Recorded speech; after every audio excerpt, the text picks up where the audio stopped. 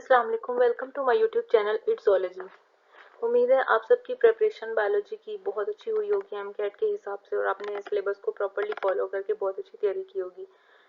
अब मैं आपको ये तो नहीं कहूँगी कि आप इस तरह तैयारी करें इस तरह, क्योंकि अब टाइम मुकम्मल हो गया और अब आपको मैं वो टिप्स या वो कुछ ट्रिक्स बताऊँगी जिसके थ्रू आप जो है वो अच्छा सा पेपर कर सकेंगे और आपके फुल मार्क्स आएंगे।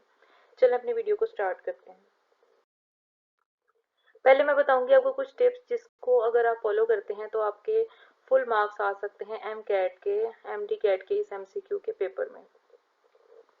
पहला मेरा जो पॉइंट है वो ये है कि आपने कीप काम, यानी कि आपको बिल्कुल मुतमईन रहना है अपनी तैयारी से, किसी किस्म की आपने टेंशन नहीं लेनी, क्योंकि इस तरह के एमसीक्यू के जो पेपर होते हैं उसमें ज़्यादातर अनसर्टिनिटी होती है स्टूडेंट्स को कि वो ये सोचते हैं कि पता नहीं किस तरह का पेपर आएगा, मुश्किल आएगा या इजी आएगा, और अगर किस मुश्किल आया तो हम क्या करेंगे, क्योंकि एक टेंशन जो है उसका सिनेरियो बना रहता है। लेकिन आपने किसी भी सिचुएशन में अपने आप को टेंशन में नहीं लेके जाना, क्योंकि जितना आपका माइंड क्लियर रहेगा, ईजी रहेगा, आप सेटिस्फाइड रहेंगे अपनी तैयारी से, उतना ही ज़्यादा अच्छा आप परफॉर्म करेंगे। क्योंकि जितनी अगर आप टेंशन लेंगे तो टेंशन लेने से आपका जो अब तक की तैयारी है, आपकी वो टेंशन जो है उसके ऊपर हावी हो जाती है और आपकी जो तैयारी है, जो आपने पढ़ा होता है वो आपको भूल जाता है। तो सबसे ज़रूरी चीज़ ये है कि आपने किसी किस्म की टेंशन नहीं लेनी और अपनी जो है अपने माइंड को रिलैक्स रखना है। सेकंड पॉइंट ये है मेरा कि अपना जो बिलीफ है अल्लाह पे वो स्ट्रॉन्ग रखना है, क्योंकि जो भी हमें कामयाबी मिलती है वो अल्लाह ताला की तरफ से मिलती है और किसी किस्म की कोई भी चीज़ जो है वो उसमें रुकावट नहीं कर सकती जब तक अल्लाह ना चाहे।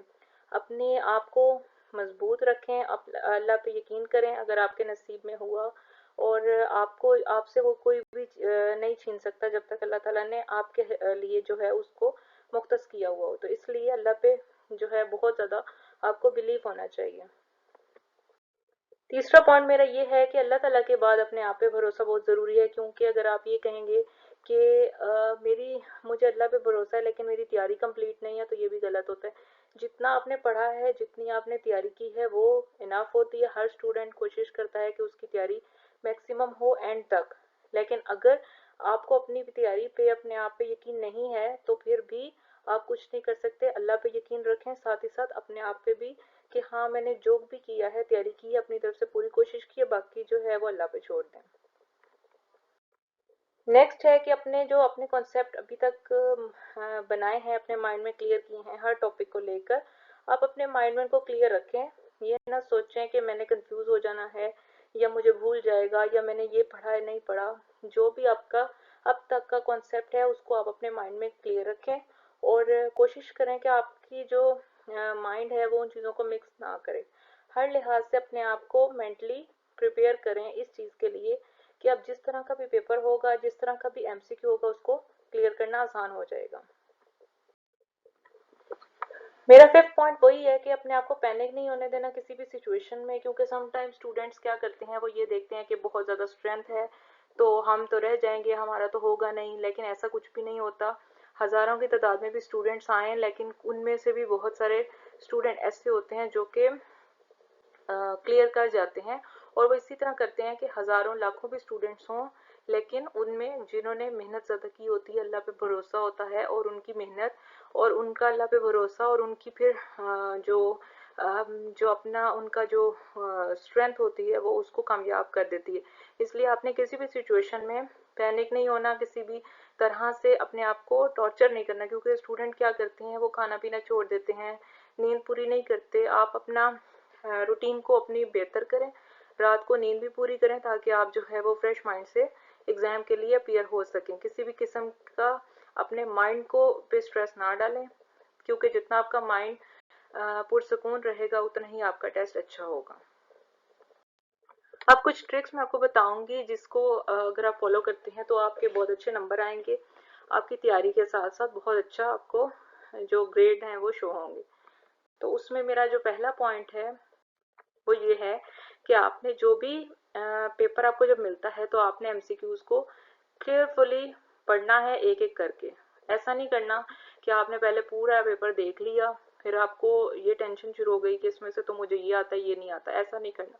आपने एक एक करके एमसीक्यू पढ़ना है और एक एक करके उसको सॉल्व करते जाना है और आगे चलते जाना है। जब आप ऐसा करते हैं कि आप एक एमसीक्यू पढ़ते हैं और उसका आंसर कर देते हैं, फिर नेक्स्ट पढ़ते हैं, तो वो एक ऐसा चीज़ होती है कि आपको नई से नई चीज़ पता चलती है। ऐसा अगर आप करेंगे कि आप पहले पूरा पेपर पढ़ लेंगे, तो मुश्किल और आसान ये आपके माइंड में पहले से ही एक खिचड़ी पक जाएगी कि पेपर मुश्किल है या आसान है, तो वो आप पूरा का पूरा पेपर या मुश्किल के हिसाब से या आसान के हिसाब से करेंगे तो वो गलत होता है। तो उसके लिए आप एक एक करके पढ़ते जाएं और एक एक करके उसको सॉल्व करते जाएंगे। तो जितना एक क्वेश्चन को मुश्किल पे टाइम ज़्यादा लगेगा, आसान जल्दी हो जाएगा, तो बैलेंस हो जाता है। लेकिन आपका माइंड जो है वो रिलैक्स रहेगा। जैसे हम पजल को सॉल्व करते हैं तो हम स्टेप बाय स्टेप उसको लिंक्स को जोड़ते हैं। इसी तरह से आपने एमसीक्यूज एक एक करके पढ़ना है और एक एक करके सॉल्व करते जाना है, फिर नेक्स्ट पे जाना है। नेक्स्ट जो मेरा मैं आपको ट्रिक बताऊंगी वो ये है कि अपने कॉन्सेप्ट को अपने माइंड में क्लियर रखें। अगर आप एक क्वेश्चन पढ़ रहे हैं, एमसीक्यू पढ़ रहे हैं, तो आप अपने माइंड में जो आपका कॉन्सेप्ट था उसको आप माइंड में क्लियर रखें। ये ना करें कि ये अब पता नहीं किस तरह से पूछा गया होगा या ये अगर ऐसा नहीं तो वैसा, ऐसा कुछ भी नहीं होता। जो आपने कॉन्सेप्ट पहले से आपने तैयार किए हुए हैं वही कॉन्सेप्ट होते हैं। क्वेश्चन थोड़ा घुमा फिरा के पूछा होता है लेकिन कॉन्सेप्ट वही होता है। तो अपना कॉन्सेप्ट बिल्कुल भी आपने ब्रेक नहीं करना। आपने उसी तरह से सोचना है, उसी तरह से समझना है उस क्वेश्चन को जो आपको कॉन्सेप्ट है। और यकीन माने कि वैसा ही अगर आप सोचेंगे तो वो क्वेश्चन जो है वो आपको डायरेक्टली उस आंसर तक ले जाएगा। हो सकता है थोड़ा बहुत ऊपर नीचे हो घुमा फिरा के पूछने की वजह से, लेकिन आंसर उसका तकरीबन, अगर आपका कॉन्सेप्ट क्लियर है तो वो जो क्वेश्चन है उसका आंसर वही होगा जो आपने सोचा होगा। इसीलिए आप अपने माइंड को कॉन्सेप्ट से हटा के कुछ और नहीं सोचना उस टाइम पे। नेक्स्ट जो है थर्ड पॉइंट है कि अपने जो सबसे जो इम्पोर्टेंट चीज़ जो कि मुझे लगता है कि स्टूडेंट्स को पता होनी चाहिए वो ये है कि जब आप एक एमसीक्यू को पढ़ते हैं तो हमारी पहली कोशिश ये होती है कि हम देखते हैं कि इसमें से सही आंसर कौन सा है। एमसीक्यू पढ़ने के बाद ऑप्शंस देखते हैं और हम कहते हैं कि इसमें से सही आंसर कौन सा है।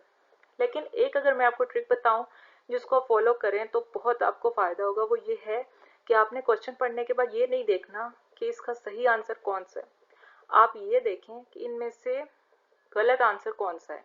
क्योंकि उससे क्या होगा कि आपने एमसीक्यू पढ़ा है और आपको एक तो क्वेश्चन होते हैं ना जो कि देखते साथ पता लग जाते कि नहीं इसका तो यही है, इसके अलावा हो ही नहीं सकता। ठीक है, वो क्वेश्चंस ठीक है, उन पर टाइम कम लगता है। लेकिन अगर ऐसा कोई क्वेश्चन हो जिसमें आपको कन्फ्यूजन हो, यानी कि कन्फ्यूजन 70% हो या 60% हो, फिर आपने क्या करना है, अपने कुछ क्वेश्चन को पढ़ना है। पहले तो उसकी स्टेटमेंट को अपने माइंड में क्लियर करना है कि पूछा क्या हुआ है। फिर उसके बाद आपने ऑप्शंस में से जो गलत ऑप्शन है पहले उनको माइनस कर देना है। जैसे A B C D 3 options हैं, आपने क्या देखना है कि इसमें से ये तो हो ही नहीं सकता। क्यों? क्योंकि जो कॉन्सेप्ट आपके माइंड में है उसके अकॉर्डिंग वो फिनोमिना हो ही नहीं सकता। फिर आपके पास कम से कम 2 या 3 चॉइसेस रह जाएंगी जो कि आपको लगता है कि में भी हो जाए। फिर आपके पास गलत जो है उसका आंसर जो टिक होता है वो करना कम हो जाएगा।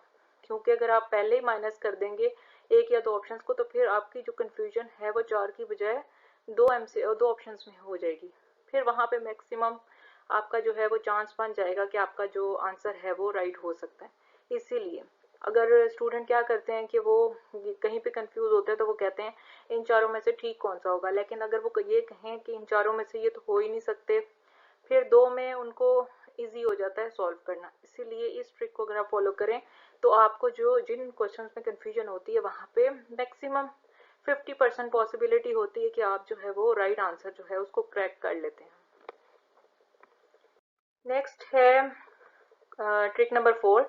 वो ये होती है कि आपने आंसर को टिक करना है मोर और less close to right answer. यानी कि जिन क्वेश्चंस में आपको कंफ्यूजन होती है या आपको लगता है कि ये जो मैंने पढ़ा था वो तो ये था लेकिन यहाँ पे वो ऑप्शन ही नहीं है, तो फिर आपने उस आंसर को राइट कहना है जो कि उस आपके उस ऑप्शन से ज़्यादातर क्लोज हो। जैसा कि वैल्यूज होती हैं, अगर किसी की वैल्यू 3.4 है लेकिन उन ऑप्शंस में वो 3 है या 3.6 है, तो आपने उसको टिक करना है जो कि आपके हिसाब से उसके क्लोज तरीन है, या थोड़ा सा क्लोज है या थोड़ा सा ज़्यादा। लेकिन मैक्सिमम वही आंसर ठीक होता है जिसमें आपका जो आंसर है वो आपके कॉन्सेप्ट के हिसाब से जो आंसर है उसके क्लोज तरीन होता है। तो ये बहुत ज़रूरी है। लास्ट ट्रिक जो मैं आपको बताऊंगी वो ये है कि अपना ज़्यादातर टाइम एक क्वेश्चन पे एमसीक्यू पे वेस्ट ना करें, क्योंकि सम टाइम क्या होता है कि हमें कन्फ्यूजन होती है एक एमसीक्यू में, हम उसी पे ही सोचने पे टाइम ज़ाया कर देते हैं। तो टाइम बहुत ज़रूरी होता है एमसीक्यू के पेपर में, क्योंकि आपके पास लिमिटेड टाइम होता है जो कि आपने इक्वली जो एमसीक्यूज हैं उसको कवर करना होता है। कुछ क्वेश्चंस ऐसे होते हैं जिन पे टाइम हमारा बिल्कुल भी नहीं लगता, वो पढ़ते साथ हमें होता है कि ये तो बिल्कुल एग्जैक्टली यही आंसर है, उस पर टाइम नहीं लगता। लेकिन जिनमें कन्फ्यूजन होती है हम उन पे टाइम ज़्यादा लगा रहे होते हैं। लेकिन आपने ये देखना है कि कुछ क्वेश्चंस ऐसे होते हैं जो कि हमें बहुत अच्छे से आते होते हैं, कुछ क्वेश्चन ऐसे होते हैं जिनमें एमसीक्यू बिल्कुल ही हमें नहीं पता होता है। चारों के चारों ऑप्शंस में से हम कुछ भी लगा दें तो हमें दूर दूर तक नहीं पता होता कि ये हमारा किस हद तक आंसर जो है वो ठीक होगा। बिल्कुल ही हम बिल्कुल उस चीज़ को हमें पता नहीं होता। तो उन पे भी आप बिल्कुल टाइम ज़ाया ना करें।